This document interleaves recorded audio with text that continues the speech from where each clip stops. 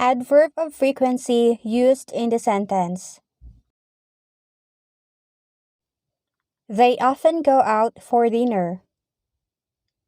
Madalas silang lumabas para maghapunan. I occasionally eat junk food. Paminsan-minsan kumakain ako ng chichirya. I seldom read a newspaper. Bihira akong magbasa ng dyaryo.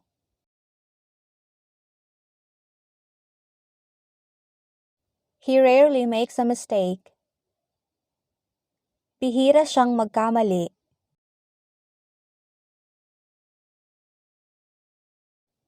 I never had a chance to meet him. Hindi ako nagkaroon ng pagkakataong makilala siya. I always wake up at 6 o'clock. Madalas akong gumising ng alas 6. I usually walk to work. Madalas akong maglakad papuntang trabaho. I always visit my grandmother. Palagi kong binibisita ang aking lola. He is often late for work. Madalas siyang huli sa trabaho.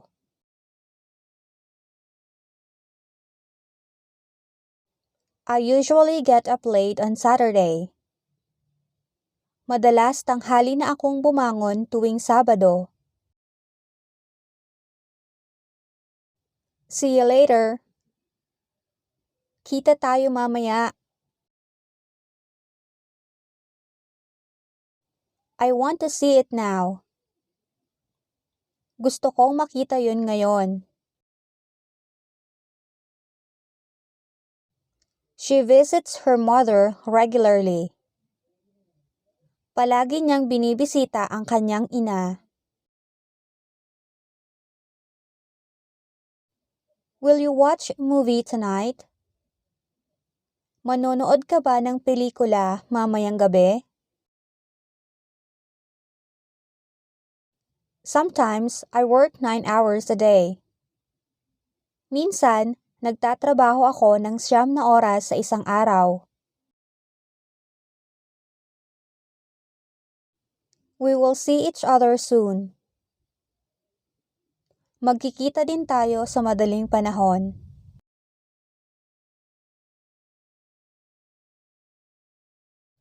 We haven't arrived yet. Hindi pa kami o tayo nakakarating.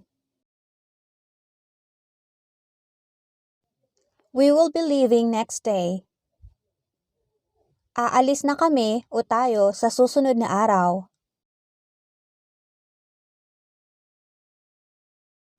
For now, let's wait for the result. Sa ngayon, maghintay tayo ng resulta. She is constantly complaining about her job. Palagi siyang nagrereklamo sa kanyang trabaho. I'm sure we'll succeed eventually. Sigurado ako na magtatagumpay tayo sa huli.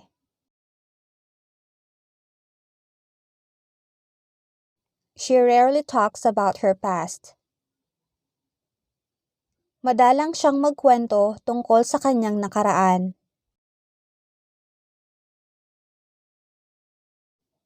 I have never seen that before. Hindi ko pa nakita yon dati.